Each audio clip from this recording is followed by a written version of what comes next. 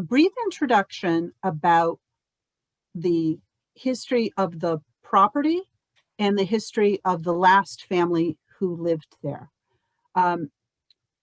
What we're talking about tonight, and I'm going to share my screen, what we're talking about tonight is our very first community archaeology project. So community archaeology in so many ways, this project, which was not inexpensive, was funded by some very generous local folks.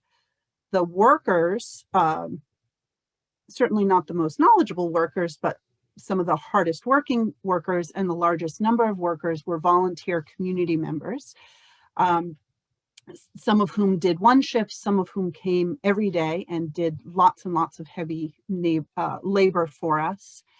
And a project focused on a community family. So we're very interested in this particular area. It's an exposed cellar hole on property that is currently owned or owned forever now by the Nature Conservancy, and it is the Manton cellar hole. So this is off Mullin Hill Road in the Pottersville area. Although the property is owned by the Nature Conservancy, it is not open to the public. So I'm afraid we can't invite you to go and see this spot. But the Nature Conservancy gave us permission to do this dig. And we were interested in this spot because it could have been 17th century.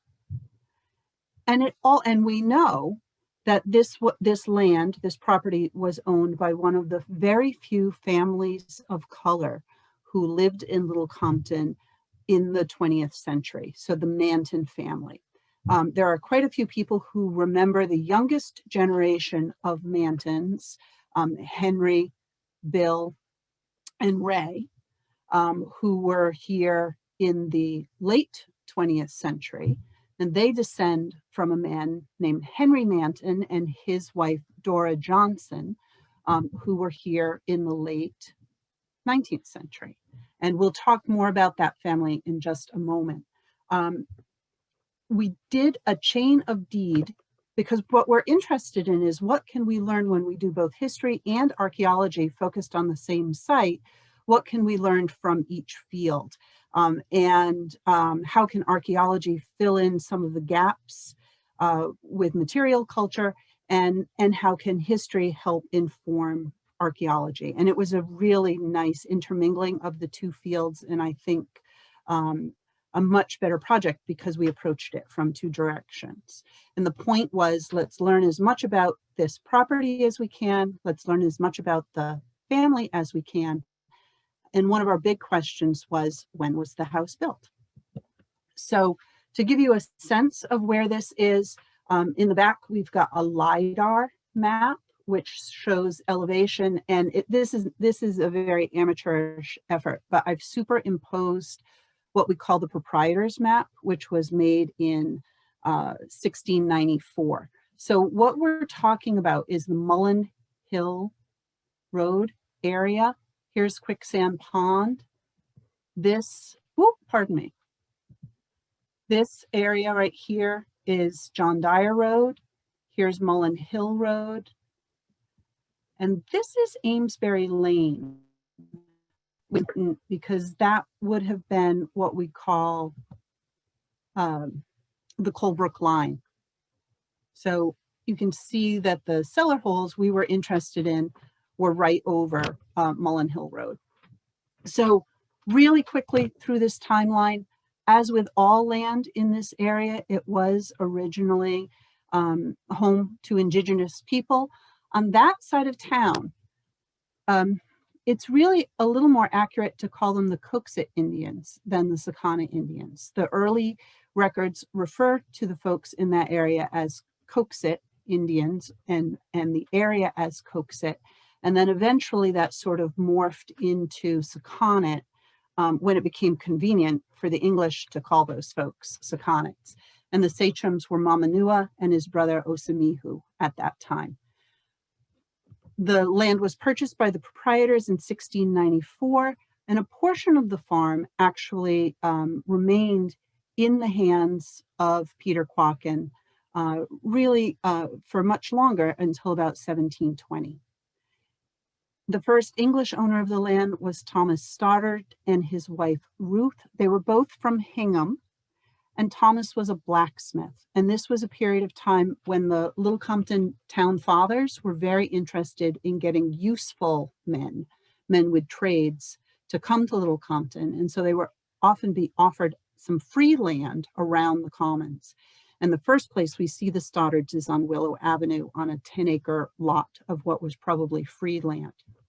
But Thomas Stoddard starts to buy land in this Mullin Hill Road area between 1705 and 1711. He purchases about 200 acres in that area in multiple purchases. 1747, many of us know that the colonial boundary changed, new division, and most of Little Compton was given to Rhode Island. We used to be Massachusetts. That line went right through the Stoddards' property. So now they own land in Rhode Island, which was new for them, and partially in Massachusetts, which is what they were used to. Around that time, the Stoddards start to give and or sell land to each of their 5 sons, and each boy gets about 40 acres of land. So we know that the Stoddards had about 200 acres in that area. One of their younger sons was Benjamin.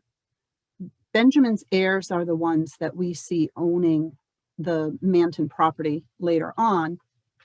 So Benjamin marries in 1752, and his dad starts to give him land in 1753. And then in 1754, when his dad writes his will, it says Benjamin is to have all the farmland that he is currently working and that he has put fences on, and that land contains housing and improvements. So we know Benjamin had a house in this general area in 1754. And the big question is it the same house, the same cellar hole we were looking at, or was it a separate structure that, was somewhere else on the property? I cannot tell that from the historical documents, but that's Holly's going to have some very interesting information to share about that later on. From Benjamin, the property eventually is inherited by his son Brownell. Brownell, we know for sure that we're talking about the right family because Brownell sells a strip of land to the town of Little Compton to straighten out the road. And Holly's going to show us a LiDAR map where we can actually see that road being straightened out. And we also know that Brownell owns all the way to the Westport line because that sale tells us he did.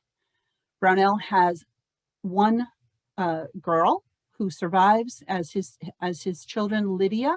Lydia inherits, and so the farm starts to be called the Perry Simmons Farm. Perry Simmons Sr. dies. Perry Simmons Jr. dies, and the farm is still 40 acres. Lydia writes in her will that her son is supposed to provide herself and her husband with gravestones in the cemetery that's close to the house, just to the west of the house. This is the start of a tough time for the Simmons family. We start to see a lot of mortgages at this time in 1868 and beyond.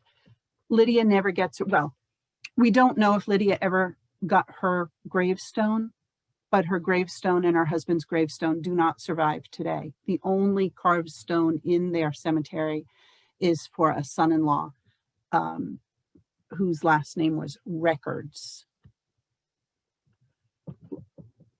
All over the place. At the time when Perry Simmons Jr. dies, there is a detailed inventory of what he owned. He did not own much. And so we get a very clear sense that this is a very modest farm, very modest existence for these folks. Significantly, he owns half a mowing machine and he owns 1 horse. A lot of farm work was done with 2 horses. And so we think that, perhaps he was farming in partnership with his brother Philip, and maybe Philip owned the other half of the mowing machine, and maybe Philip owned the other horse. But this is a very humble Little Compton farm. Again, lots of mortgages, and when Perry Simmons Jr. dies, the farm has to be auctioned off to pay his debts. His intention was that it went to his stepdaughter, Ardelia. But that didn't happen automatically because they had to hold the auction. The good news is that Ardelia's husband, Jesse Palmer, was the high bidder at the auction, so it did remain in the family a little while longer, as Perry Simmons wished. 1888, Frank Tabor buys the property. It's worth $615 at that point. And a few years later, Henry and Dora Manton purchased the property. It's in 2 separate tracts, 28 acres north of the highway, 2 acres south of the highway. It cost $500 at that time, and they immediately mortgaged the property to a man named Samuel Palmer. They mortgaged the property 5 different times. Sometimes different neighbors would hold the mortgage for them, but they never lost the property. It remained in the family for 3 generations. Eventually, it was purchased by the Nature Conservancy in 2013, and now it'll be preserved. So we can talk a little more specifically about the Manton family. If I was giving this talk last year, I wouldn't be able to show you any pictures of them at all. And sort of marvelously this year, 2 different pictures of the Manton family were brought to the Historical Society and shared with us. So this one is very recent. It's from the Barrett family, who lived on Quaker Hill Farm. And Henry Manton is the smaller man, over the well, dark-skinned. And this is 1910, and he is digging the Friendship Well at Town Landing. And the other man digging with him is Arthur Carter. Henry Manton was born in North Carolina to an enslaved mother named Susan Tucker. He came up to Little Compton on the Underground Railroad, probably around the age 9 or 10, and he is here in 1860. We see him in the 1860 here in Little Compton, living in the home of Nathaniel and Mercy Gifford on John Dyer Road, right around the corner from the farm he was eventually going to own. Nathaniel Gifford was known as a conductor on the Underground Railroad. Henry probably came up at least part of the way on a ship that docked in New Bedford, and Nathaniel took him from New Bedford to Little Compton. 5 years later, Henry is living with Nathaniel's son Clarkson and his daughter-in-law, also on John Dyer Road, and Henry is attending the local schools at the age of 15. So he is educated in Little Compton's one-room schoolhouses, which were integrated schools. Very few children of color, but children of all races would attend the one-room schoolhouse in their neighborhood. At age 20, Henry is on a different farm. Now he's working for William Tripp on Long Highway. William Tripp is well known as the developer of the Rhode Island Red. And this was happening right around the time that Henry was working on the farm. And so we have to wonder what, if any, role Henry may have played in helping raise those chickens, helping develop the breed, which was sort of an ongoing process, and most importantly, in distributing those egg sets, they called them, all across the country, so that Rhode Island Reds spread across the country and really had a major impact on the poultry industry as the first chicken that was good for both eggs and for meat. 1884, Henry marries Dora Johnson. Dora is also a woman of color. She is half African American and half indigenous. Her dad, William Johnson, his Civil War records, his death records list him I for Indian. So their children are at least biracial, at least indigenous and African American. And for much of their time in Little Compton, they are the only family of color in Little Compton and received an awful lot of attention for that reason. Oh, and this would have been helpful when I was talking about that, but we see Nathaniel Gifford's house on John Dyer Road, Clarkson's Gifford's house on John Dyer Road, William Tripp down here on Long Highway, and eventually Dora and Henry Manton purchase what we call the Perry Simmons Farm on Mullin Hill Road. They were married in 1884. They purchased the house in 1892. They raised 10 children there. They had 12 children. Unfortunately, 2 passed away quite young. And as I mentioned before, many people have memories of the Manton family.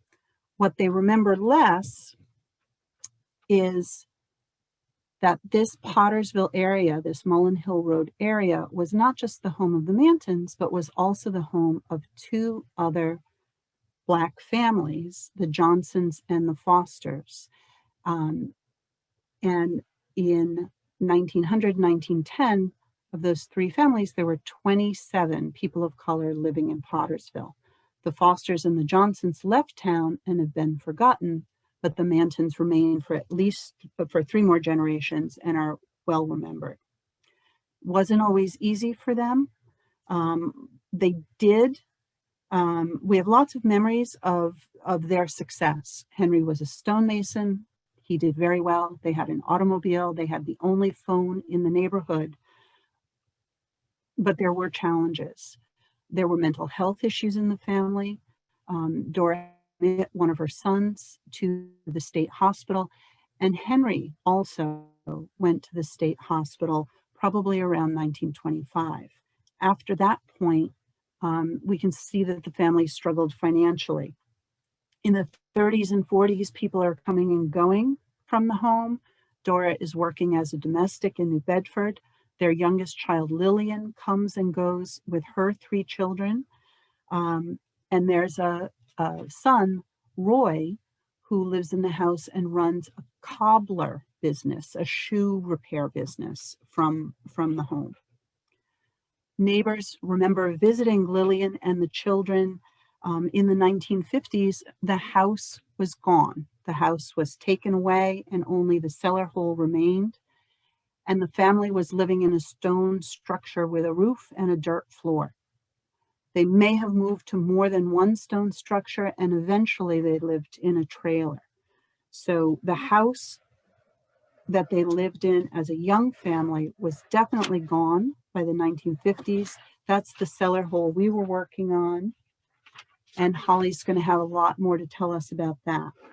I encourage you to read more of the Manton story. If you have our book on slavery and freedom, you already have a chapter on the Mantons. You can read about it there. Jenna also placed the chapter online.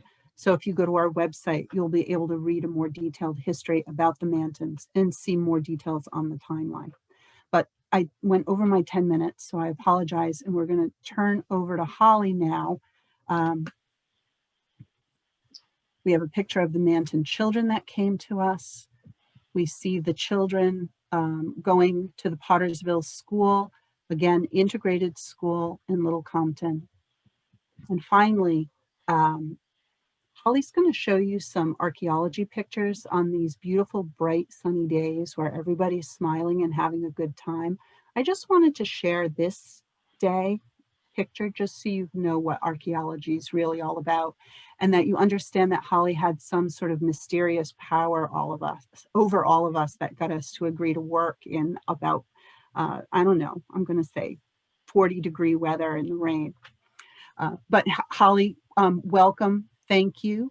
And we're going to look forward to what you have to say. I'm going to stop sharing my screen and you can bring your slides up. Okay. Thank you for that introduction, Marjorie, and for leaving that vivid scene for everybody to look at. That is actually what archaeology looks like, I think, sadly.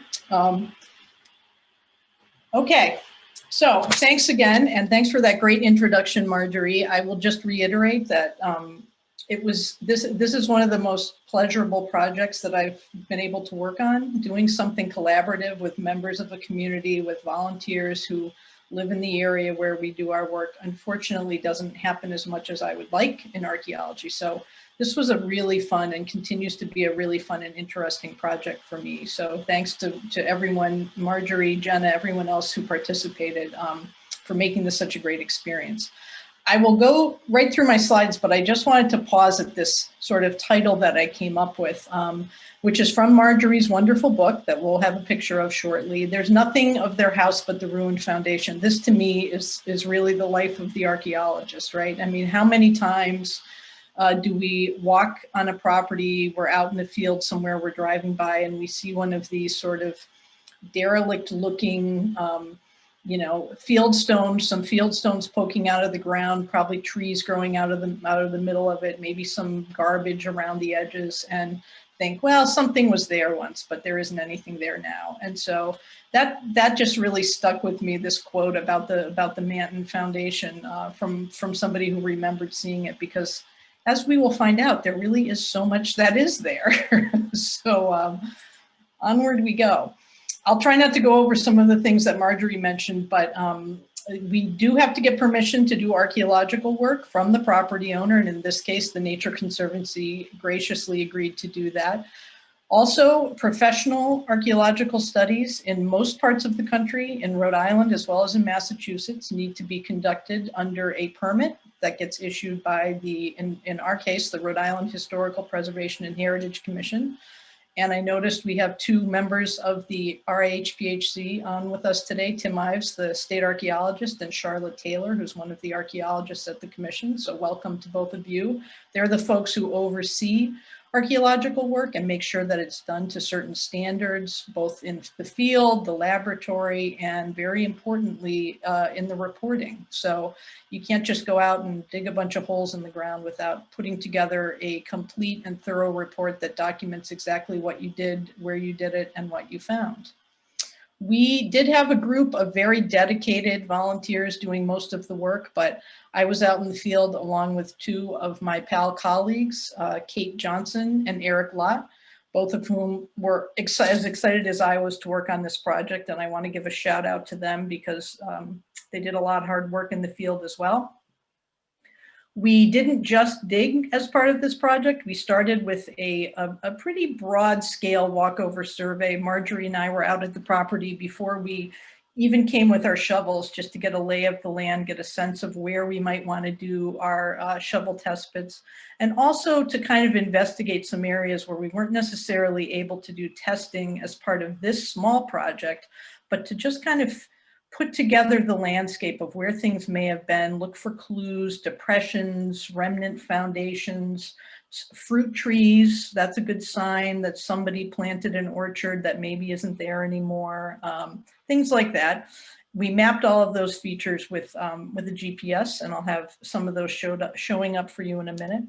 And then we did some limited hand excavation, primarily around the cellar hole that Marjorie showed you earlier. That was the focus of our very limited investigation.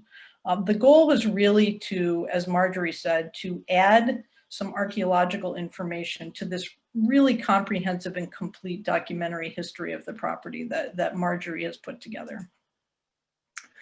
And before I go on, I just want to briefly mention, we did not identify any absolute or concrete evidence of Native American activity in this project area prior to the 1600s. So what we refer to as sort of ancient Native American habitation or land use in the area.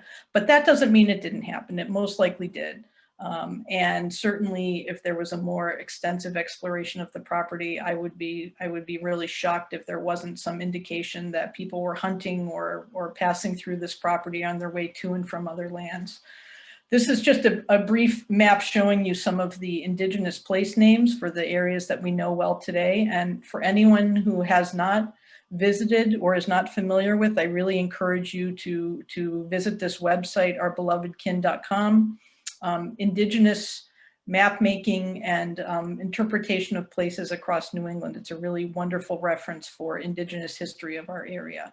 And looking at the aerial image, you can just see that this is a lush, wonderful environment where people would have wanted to live, not just when the Mantons were there, but for thousands and thousands of years. Easy access to fresh and saltwater resources, ready transportation north and south along the rivers and waterways.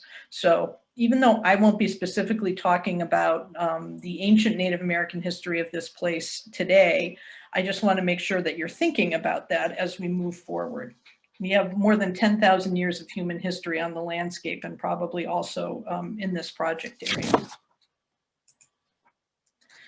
So as an archaeologist looking at a historical archaeological site, one of the first places that I would go before I set foot in the field is to do some background research and look at what the written history of the property is. So these would be the types of records we would be looking for, and Marjory's already gone over those. And we were very lucky in this project that she had done all of this work ahead of time. So we came into the project with a really solid basis for the background of who was living on the property, the chain of title, what the ethnic background was of the people who had lived there, when they were on and off of the property. These are things that sometimes as archaeologists we don't know. So we had a lot of really good, really detailed, specific information going into this project, which made it much easier then for us to take the results of the archaeological testing and kind of compare and contrast. Did they follow what the written history says? Are there things that are sort of out of line from what the written history says? And we'll talk about that more in just a couple of minutes.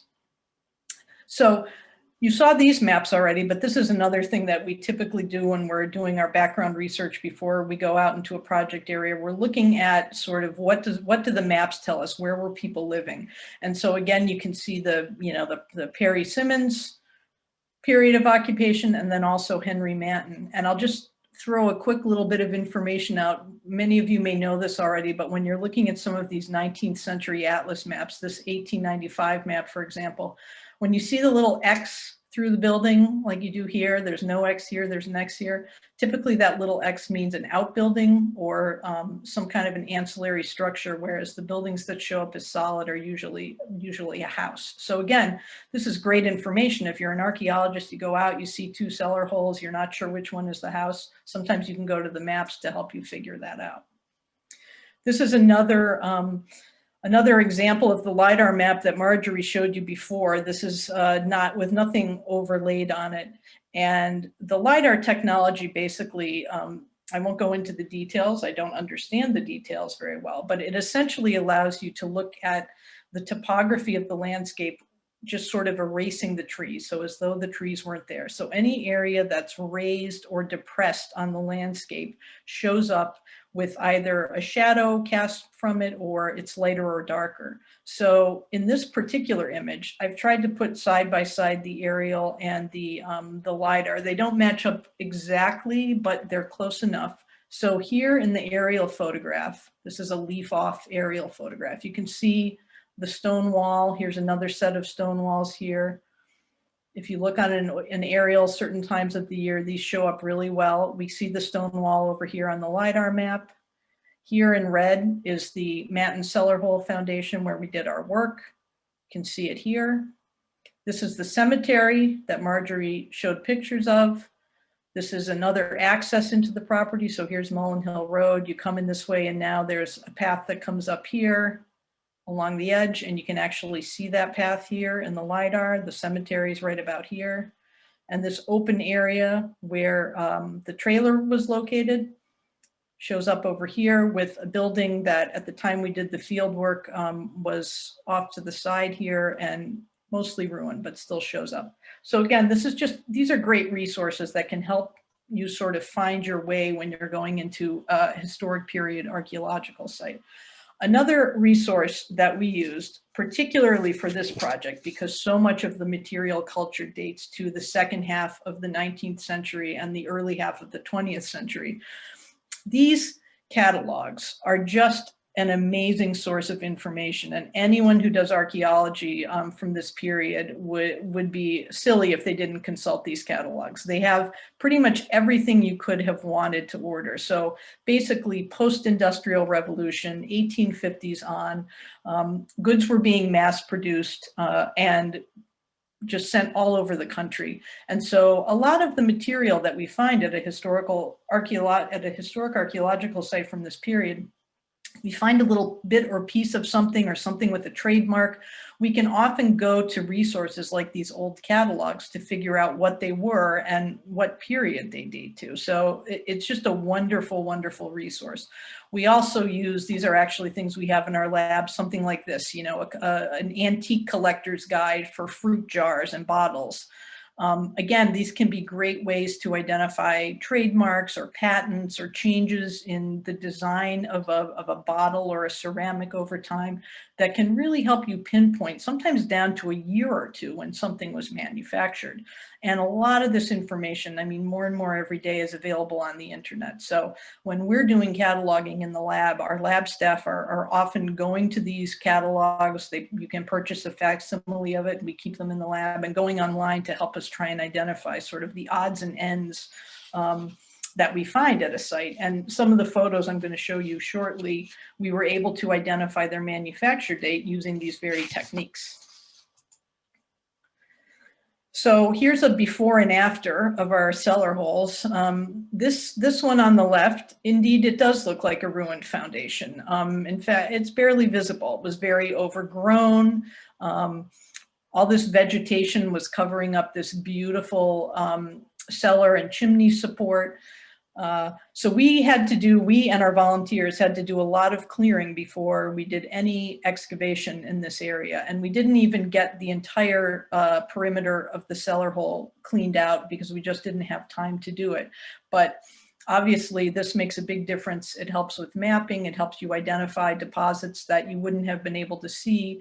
There were lots and lots of complete bottles that were just sitting under the vegetation in the cellar hole that we were able to document before we did any testing, and just really made a big difference to be able to come in and carefully clean this out. One thing that's really important to pay attention to when we're working in these old loose fieldstone cellars is that you can see these trees over here. They're growing up out of the, right out on the edge of the foundation. We were very careful not to remove so much vegetation that the cellar hole itself would collapse. I mean, it's a pretty fragile archaeological feature at this point. So archaeology is destructive. When we dig a hole in the ground and we take the material out of it, we can never put it back in the ground the way it came out. So we are always very, very careful when we do our work to document conditions as we find them, while we're doing our work and afterwards, and to try to do as little damage as possible to an archaeological site that is, in a case like this one,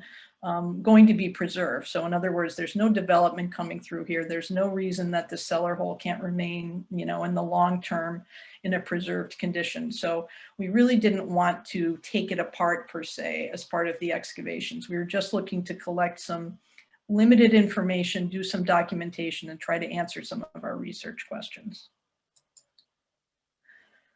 So when we did get to the point of doing our fieldwork, these are those photos that Marjory said I was going to show you of the sunny days. It was a little cool, but they were mostly nice days. We had our volunteers helping us to screen and collect the soil. What we typically do when we're doing an archaeological survey of this type is that we dig small 2-foot by 2-foot square holes by hand with a shovel. We excavate the soil in 10-centimeter levels. We do everything on the metric system in archaeology, so it's about 4-inch levels at a time. As each one of those 4-inch levels comes out, it gets screened. We collect the material that's left behind in the screen, and it goes into a bag, one bag for each level within each test pit. In this particular case, we had a lot of high density of some materials. So for example, window glass. We may have had in one test pit, 100 pieces of exactly the same type of window glass. So for a large site like this from the historic period, we do often take a sample. So we don't collect 100% of the material that we excavate from the feature. We, in this case, would keep a representative sample of some of those materials like window glass, coal, cinder, mortar, and then we would just make a note of what percentage of the material we save so that we would be able to do some statistical sampling afterwards with our lab work. And then anything that we didn't collect went back into the test pit when we backfilled it. That doesn't happen on every site. Certainly if we're working on an ancient Native American site or a site that has very little cultural material, it is important to collect 100% of it. And if you're not collecting it, as I said, it's very important to note what percentages you're not holding on to. We have some standardized forms that we use. This again is part of that requirement that we have under our permit to record everything very carefully and thoroughly. So these are the tags that we fill out for each one of our test pits. So it includes the location, the depth, the type of soil that we're finding. So in other words, is it a natural soil? Is it a fill soil? Is there something specific going on? Initials and dates. Same thing here. This is an example of one of our typical field forms. After the test pit is completely excavated, we record the soil profile from one of the side walls. And we not only record the depth of each of the soil levels, but the color and the texture of the soil. And again, this all becomes a permanent record of the archaeological project. So we record the depth of all the materials that we identified. And when we get back to the lab, this becomes a way to double check, you know, if there was a mistake made on a form or if somehow an object gets dropped out of its bag. We have all these ways to double check and kind of put things back together in order. This is a plan drawing in one of the test pits where I have a photo of it in a minute, where we found a stone foundation feature down in the bottom of the test pit.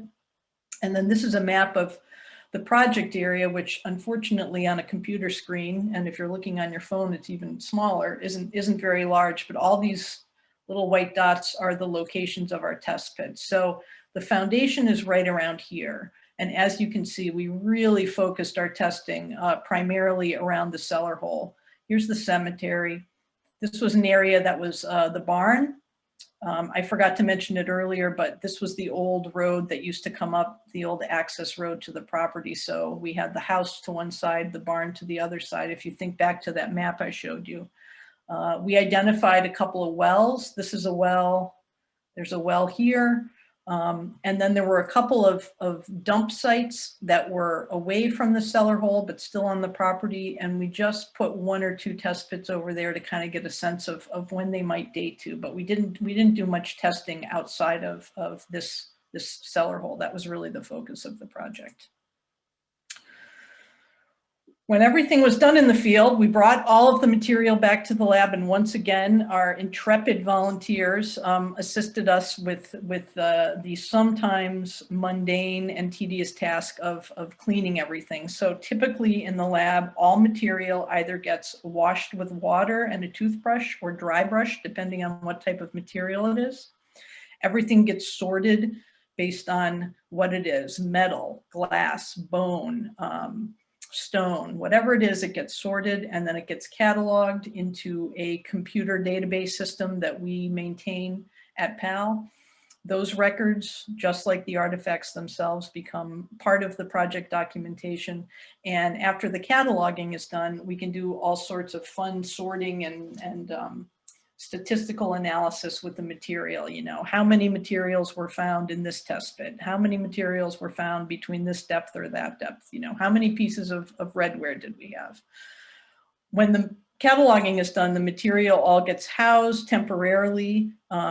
PAL has a climate-controlled secure storage location. This is another condition of an archaeological permit, that you have to have a place where you can securely maintain the artifacts so they don't destabilize over time. That's the other reason you clean them before they go into the bags. And then we at PAL are a temporary repository. Typically, when the project is completed, if there's a safe and secure location that's either at or near the project area, the materials can go back there. In this case, we would plan to de-access the materials to the Little Compton Historical Society once all of the reporting is done. So Before I jump into a discussion about what we found in the artifacts, I was going to pause for a minute to see if we had any questions. Jenna, is there anything that I should answer now, or should I keep going? So far, we don't have anybody that sent in a question. So I would Okay. just remind anyone that if you have a question, to put it in the chat to me, and I will ask it later. If you are on a PC, that's at the bottom of your screen towards the center. If you're on a mobile device, that's in the top right corner with the 3-dot menu. All right. Okay, onward we go. So now I'm going to talk to you. What did we find? What did we find in these 23 test pits that we dug at the Manton Farm property? Well, we found a lot of nails, which is to be expected when you're looking at a residential site where the house is no longer standing. In our case, we found almost exclusively machine cut nails, these nails that are in the middle here. So in New England, we typically have 3 types of building fasteners that we find, the oldest of which are hand-wrought nails, which, based on their name, were made by hand by a blacksmith, drawn out from iron. Over time, there are hand-wrought nails that have different types of heads that you can date them more specifically to if they're not corroded and in really bad shape. But here are 2 examples of hand-wrought nails that we found at the site. We had 4 of them in total. In different locations across the property. So this is a dating technique that we use. So we do, in fact, think that there was some activity on this property prior to the Mantons being there, or these nails wouldn't be expected to be present. Jumping ahead, wire nails are the type of nails that you see today that we use in, houses, buildings, roofs. Those are the round, often galvanized nails with the small head that are produced, mass-produced, and the typical things that we see now. They started being used in about the 1850s and replaced machine-cut nails. But for our purposes at the Manton Farm, we had more than 350 of these machine-cut nails. So 4 hand-wrought nails, about a dozen wire nails, and 350 machine-cut nails, all of which date to the period when the Mantons would have been living on the property. So this was not unexpected. Interestingly, we did not see very many wire nails, which suggests that the house that was there in the 1890s was not extensively modified or improved upon after the Mantons bought it or built it, which makes sense with the documentary record. We had a lot of evidence of food storage, and in one of the accounts in Marjory's book, one of the neighbors who used to live on the property talked about how Mrs. Manton would always be making something in the kitchen. She'd be making big pots of things. It would be very typical during this time period, late 1800s, early 1900s, and with a family of 12 children, I will add, that you would need to be making large quantities of food, and you would need to be storing that food for a long time. So this example here is actually, typically it was used for mustard or relish or something like that. This design and shape are pretty well known. This this opaque glass jar would have had a lid on it and was English made, so it would have been imported. And these were typically used to have preserves or other types of things in them. This main condensed milk jar that we see is very datable because Maine condensed milk was actually sold or purchased by the Borden Company in 1902. So we know that when we find a jar that has Maine condensed on it, that it has to have been made before 1902. So this is one of those examples where we can look up the history of this company, we can find out when they were in business, and we know that this wouldn't have been on the site after, say, about 1902. And then this is interesting, we found in 2 different locations, and they don't necessarily belong together, but they would have fit together. This mason jar and canning lid, this is something that probably many people who are watching even have in their homes today, but probably not with this, this glass lid, which was something that was used up until the 1950s, but it was really much more common in the last half of the 19th century. The glass lining on the lid was designed to protect food from contamination from the zinc that was used to make the metal lid. So this is also a datable, even though the mason jar itself is pretty ubiquitous and you can find something that looks like this on a, you know, in a store today. The lid is an indicator of an earlier time period. We had quite a lot of pieces of, you know, dishware on the site. We collected almost 800 pieces of ceramics in all of our test pits on the property. Some of them were earlier. You can date ceramics based on the material they're made from, the glazing, the design. Some of the earliest pieces that we had included examples of creamware. This is a pretty nondescript picture, but creamware was only manufactured, I'm sorry, that says 1982. That's not supposed to say that. It's supposed to say 1882. So creamware is an earlier piece of material. We also had some redwares, some slip decorated redwares that dated to the early 1700s. A couple of pieces of a ceramic that's known as Staffordshire slipware, which is probably the earliest type of ceramic that we found on the site, and the manufacturing dates are from around 1670 up until the late 1700s. But by and large, the materials that we found, the different types of pottery, plates, pans, things like that, date to the latter half of the 19th century. So out of that 781 pieces of material that we found of ceramics, we only had about 45 that were manufactured prior, would have been manufactured prior to 1800. So there were a few pieces, just like we had a few hand wrought nails, but not very many. And we had a couple of interesting things. This redware bean pot is a really neat and very New Englandy kind of find. Unfortunately, materials like this were manufactured over a really long period of time. This one is not a typo. These were manufactured from 1600 and they're continued to be made today. So while this is clearly not a really recent example, it's really difficult to date some of these ceramics that were made over long periods of time, several centuries, to a specific period, which makes it really puzzling for us as archaeologists if we're trying to date a site.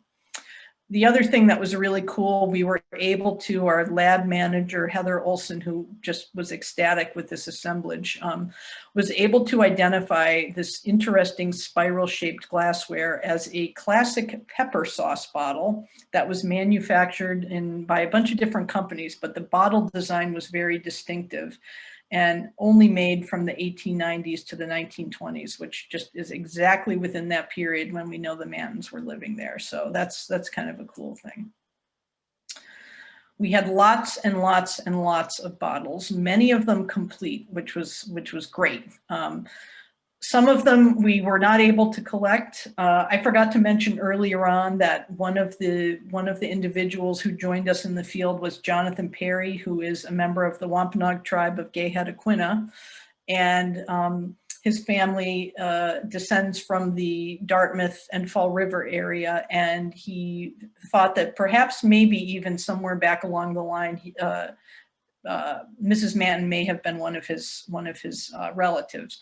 But he joined us to kind of be a participant in the field work as a tribal representative, and he was really pretty interested in a lot of these bottles. It became, I think he spent 2 days just going through some of the bottles on the site. Very, very interested in them. This is a really cool and very classic stout or beer bottle. We did find a number of liquor bottles on the Manton property, and a lot of bottles that could have been used for a number of different things. This really cool torpedo bottle, obviously named because of its shape, and it's got this rounded bottom, which means you couldn't stand it up. It was intentionally designed for carbonated beverages. So ginger ale, seltzer. There was one company that produced what was referred to as a medicated aerated water that was kept in this type of bottle. And the bottle was formed this way so that the contents would always be touching the cork and the cork would stay wet. This is a very thick, thick piece of bottle right here with a very, very deep base. I included the picture of the base because we were able to identify this because of its style and shape as either a wine or a champagne bottle. That can't be completely accurately dated, but also from the late 19th century. Some other just interesting household items, again, that we were able to date. This is the burner for a kerosene oil lamp. And because of the style of it and the way it's made, we know that it dates to this, approximately 16-year period, 50-year period. The Sawyer's Crystal Laundry Bluing, they were a Boston company that made this bluing material that you would use for whitening your whites when you were doing laundry. And I included a picture of this glass insulator. These are relatively common, you see them discarded all over the place in New England, but I included it here because Marjory had mentioned that the Mantons were one of the only families in town that had a telephone. And glass insulators were originally used beginning in the 1850s for telegraph lines, and then they were later used for phone and electric lines. This particular insulator we were able to date based on the trademarks that are on here, and it dates to sort of the end of the period when the Mantons would have been living there. So it was likely either part of the electrical or the phone lines that were in the house. We had a couple of, interesting items that you would expect to see, again, in a household with 12 children. Bromo seltzer, probably something that was taken from time to time. And again, this is a piece of a bromo seltzer bottle that, because of its color and because of the labeling on it, we know that it probably dates to this period. Same thing with this Vaseline jar. There are websites devoted to the evolution of the Vaseline jar for anyone who's interested in checking it out. And you can actually date this particular one that we found based on the writing and the size to this particular time period. We did find some examples of clothing on the property, not too many, but this small belt buckle that's on the left, it was probably from some type of a lady's garment. It's thin, it's small, it's unlikely that it was part of a man's belt or other clothing item. So probably either worn on a woman or a child's garment. We had some interesting buttons and beads that were found. This is a pretty fancy button that actually had glass beads affixed to it. And unfortunately, this is not large enough for you to see, but this is a stamped button that has a boy holding a toy boat, and there's a dog in front of him. So we would imagine that this was probably a button for some type of child's clothing. And then this very interesting, cool shell button, which is kind of decomposing. It would have probably had some type of a sealer or coating on it when it was worn on a garment that's worn off since then. So this is one of those items that we would have to dry brush, because if you put this in water, it would really just disintegrate. It was very cool that we were able to identify some children's items, knowing that there were 12 kids who were living in the house. This really, really neat little piece of a porcelain doll. There's a little bit of the eye color left, the nose and the ear. A slate writing tablet. Writing slates generally were not being used after 1875 or so, but they were still used in some schools. So it's possible that this was used as a writing slate. Based on the shape and style of it, we don't think that it was a slate roof tile. That would look different. So we do think that this was from some type of a writing tablet. And then these were two cool items. We found this beautiful large Bennington marble. They were called bennies. Again, based on the size and the color of it, we know it dates to this really tight time period when the Mantons would have been there. And also, this is a cool thing that I wouldn't have expected to see. what is known as a panty waist button. It's made out of porcelain, and the shape and the size and the fact that it has these two large eyes in the button make it almost certain that it would have been part of a child's undergarment and used to keep, you know, a t-shirt or an undershirt and underwear to button together to stay put. So a couple of really neat children's items. There were some items from outside the house. This light bulb cage, I'm guessing that perhaps one or two people who are on this presentation today have seen these. These were typically found in barns, these metal cages that would go around a light bulb. So that's an indication of an item that would have been in an outbuilding or a barn. We found this very cool woodworking twist drill, piece of it up here. This is either a hand hoe or potentially, it's not very big, it's potentially also a masonry tool, given that we know that Henry Manton worked as a mason and that some of his descendants were also masons. Difficult to know for sure, but this has got this metal blade and then kind of a corroded wooden handle here. And the last kind of cool slash gross item that we were able to identify, this is a piece of a ceramic sherd, but based on the fact that it's incredibly worn, the pitting on the ceramic and the size of it, our lab manager is almost 100% certain that this would have been a gizzard stone that a chicken or a turkey would have swallowed to help with digestion. These are pretty common to be found on farm sites, actually. Oftentimes they're really small, smooth, natural stones, but if it's in an area where the animal would have picked up a small piece of pottery or just picked up something that was lying on the ground, they would also take that in and use it to help with their food digestion. So the Manton Farm has its very own gizzard stone. And then the last two sort of interesting artifacts that I'll show you. This object over here on the left stumped our lab crew for a while. They thought maybe it was a flask. It's about the right size and shape, but they noticed it had this little button down on the side of it. And through some internet research, they were able to identify that it was actually this small handheld pocket flashlight that would have been used in the early 1900s, kind of a neat item. And we also found this object, which again, at first we thought maybe was a piece of machinery. And then kind of looking at it more closely, noticing that it had some threading on it, we were able to figure out that this would have been a mounted on the object, a mounted motorcycle tire pump. So just a couple of cool things from the property. So wrapping up, what did we learn from the archaeology at the Manton Farm where we did our testing? We really did not find any definitive evidence that the structure that we were working around, the cellar that we are working around, was built much earlier than the period when Henry Manton came to the property around 1895.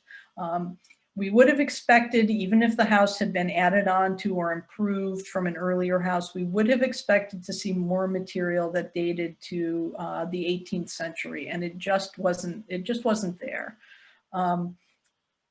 The other thing that was really, really cool is that we know from the documentary research that the last of the Manton family left that house and moved to the west into the trailer on the property right around the 1920s, 30s, or 40s.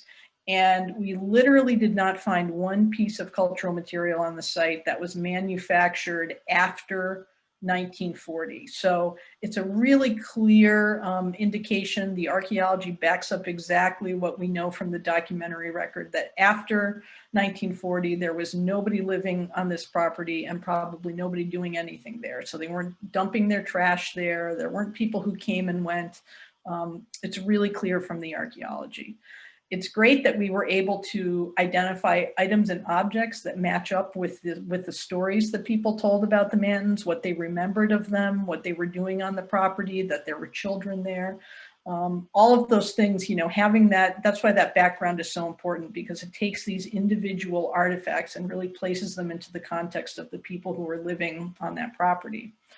And it kind of leaves us with more questions than we started with.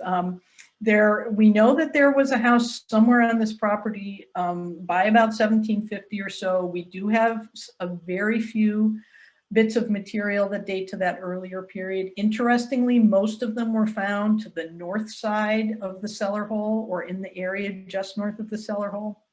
So it's possible that if we were able to do more investigation, more research on the property, we may be able to figure out if in fact there was an earlier house that was located nearby. And if so, we may be able to, to kind of pinpoint that that was the earlier house and not the one that the Mantons were living in. But as I said, we were limited in our testing because there really is no disturbance that's going to happen at this site. The best thing we can do at this point is to leave it as natural and as undisturbed as we can. But in the future, if time and will and permission allows, there is the possibility that we could do some additional study, maybe not excavation, maybe some ground penetrating radar or some mapping that would just help us to fill in some of these pieces that are either contradictory or missing in the archaeological record.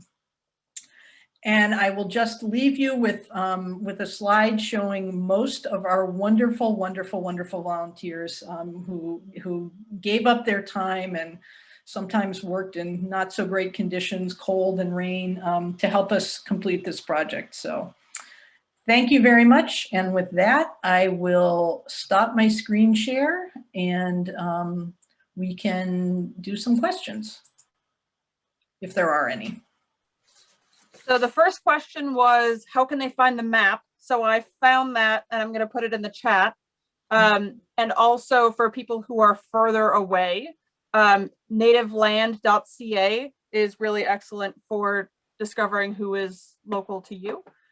The other question that I got was, is there any plan to place any kind of marker or plaque to commemorate what we found and what, if somebody comes upon the ruins that they know what they are, which is more of a Marjory question. There is no plan in place at the moment. And certainly the Nature Conservancy would have the final say on that, but it's certainly something we're open to. Right now, the Nature Conservancy is not welcoming people onto that onto that property, and not to say that the Nature Conservancy isn't a welcoming organization, but that particular piece of property is not currently open to the public. So, so I would say putting the information online, which if Jenna hasn't already done it, I know how quickly she works. It'll probably be done in 24 hours. The Manton history is going to be online. The video of this talk will be online. I think putting the information online is probably the best way to reach people right now. And I will say that this is still a bit of a work in progress because we've just completed the laboratory cataloging. So we will still be preparing a technical report that Marjory and I are going to work on together that combines the documentary background with the archaeological research. And whether the full report is available or not, we can certainly make some abridged version of that available when everything is complete and finalized so that people can go back and kind of read through all of this information. What do you think about the possibility that the hurricane of 38 would be an end date for that house? Huh. Do you know, Marjory? Do you have any information about why they... I asked the question. Oh. Okay, well, this is what I can tell you. I can't tell you whether the hurricane took it away, but there is, if you excavate around a cellar hole where the building has either collapsed or it's sort of deteriorated in place, or it's come down in a fire or by some other kind of means, you would expect to see a lot more architectural material around. So while we did find a lot of window glass, the numbers are kind of, they're not a good indicator because, a piece of window glass can shatter into 10,000 tiny pieces. So finding, hundreds of pieces of window glass doesn't mean that there were, 8 foot by 8 foot windows in this house. So it seems pretty apparent to me, based on what we see at the site, that the building materials, the structure itself, the above ground structure, was taken apart and removed from the site.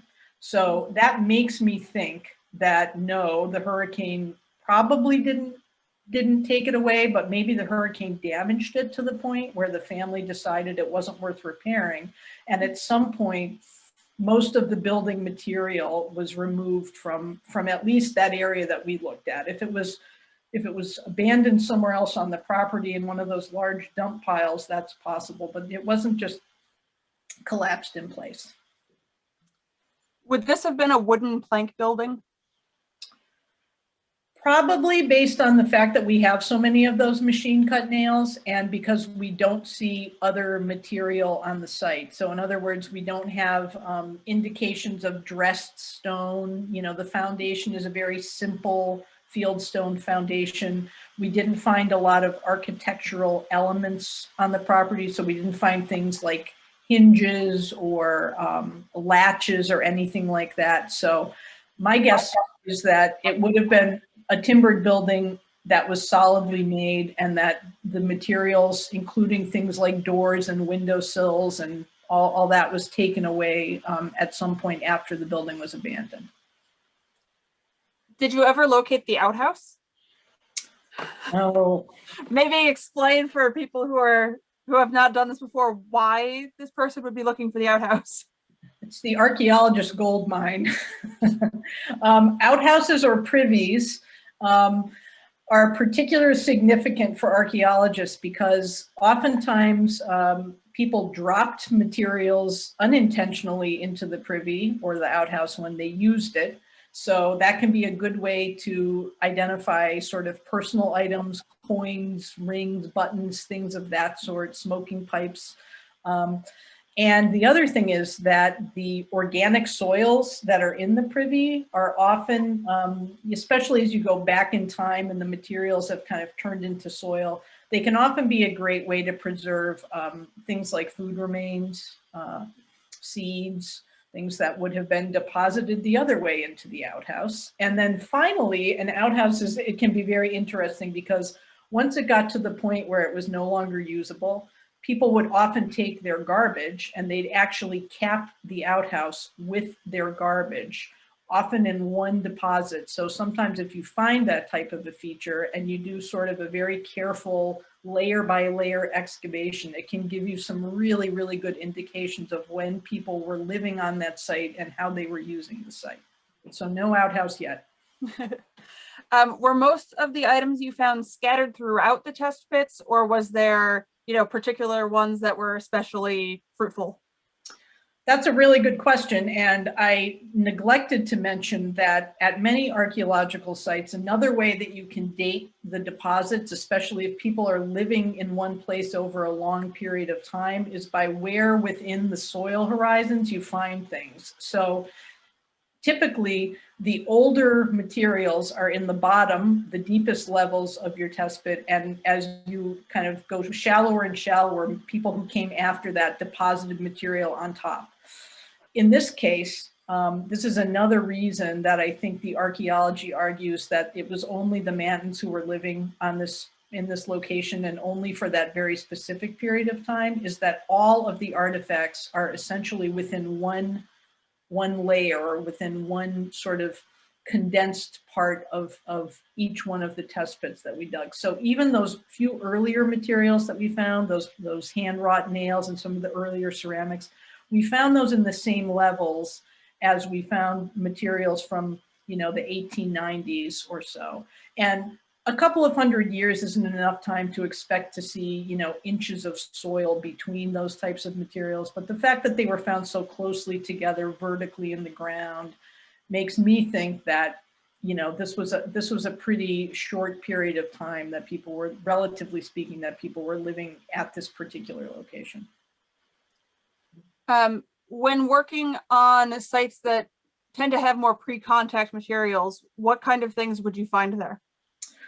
So typically in New England, we would expect to find stone tools, so chipped and ground stone tools, projectiles, spears and arrow points, The most common thing that you would find at a pre-contact site would be the chips of stone that were flaked off when a person was making that tool. So for every, imagine for every, you know, stone spear or arrow point that you find, there are probably hundreds, if not thousands, of little pieces of chipped stone that would have been broken off of a larger cobble or a larger piece of rock when that was created. So that's the most common thing. We did find a couple of pieces of white quartz in some of our test pits that were away from the house foundation that were a little bit suspect, but typically to a trained eye, you can see the difference between a stone that's broken sort of either naturally by frost or as part of some other activity and one that's intentionally been knapped.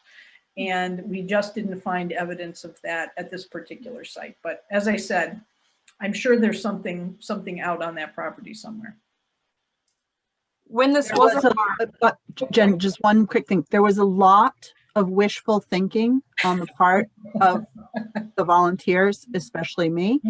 And the real archaeologists told us that we were cute. No, we did not say You that. did. Eric did. Eric said that we were cute because we were oohing and awing over every nail, every piece of pottery. It was super exciting. when this was a farm, do we know what was grown there? Oh, that's a good question. I can answer that a little bit.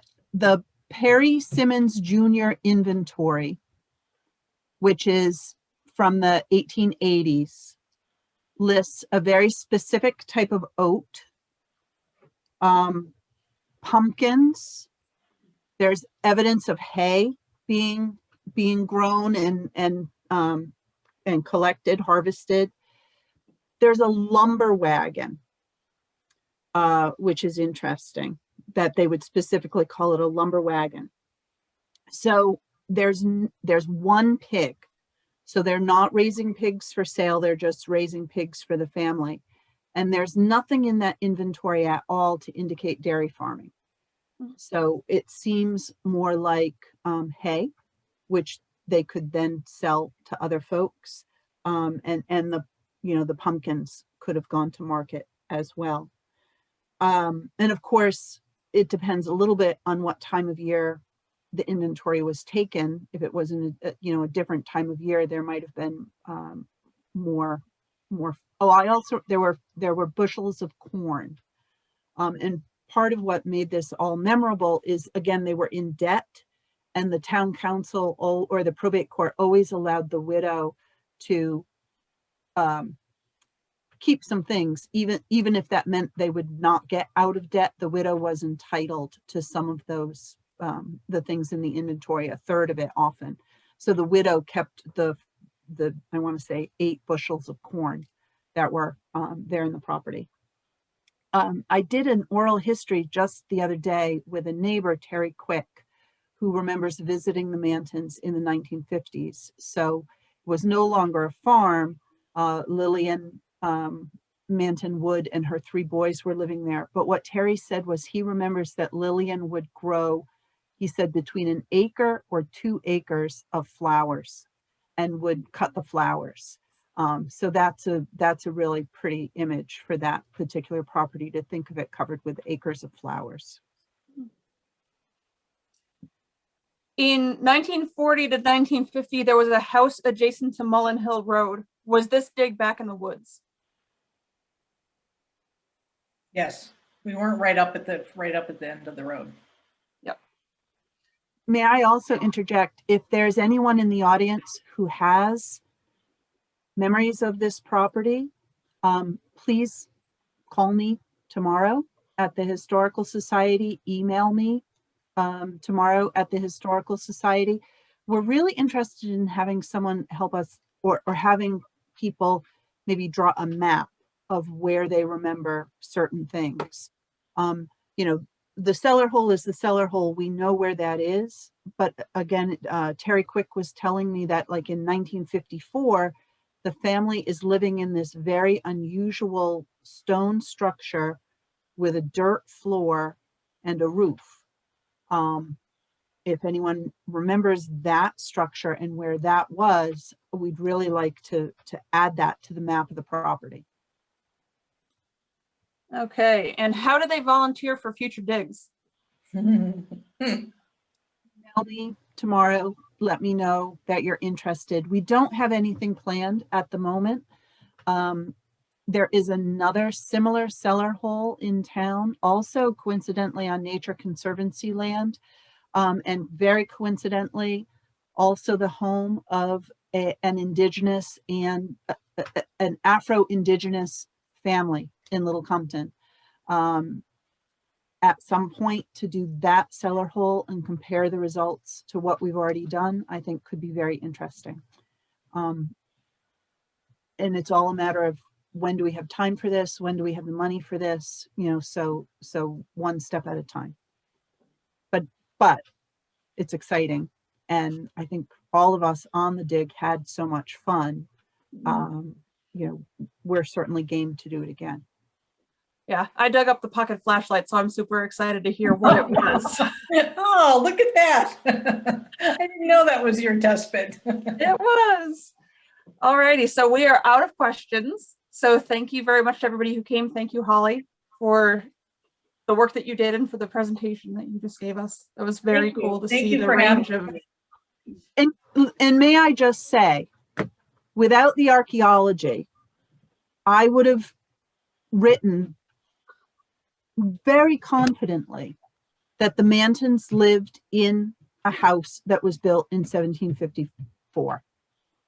And the archaeology has convinced me that that is not true. So I think the two things combined, you know, the documentary history, the material culture, really give us a much better idea of what was really happening at the time.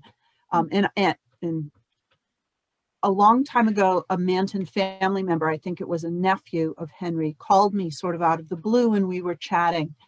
And he said, "Oh no, Uncle Henry built that house." And I was kind of dismissive of that because it didn't fit with what I had read. It didn't fit with, when you went to go look at the cellar hole, it certainly looked old, really old. So I did not pay enough attention to what that man said. And now, with the archaeological evidence really supporting that Uncle Henry built that house, that's a good lesson to me to pay careful attention when family members share those bits of family lore with you.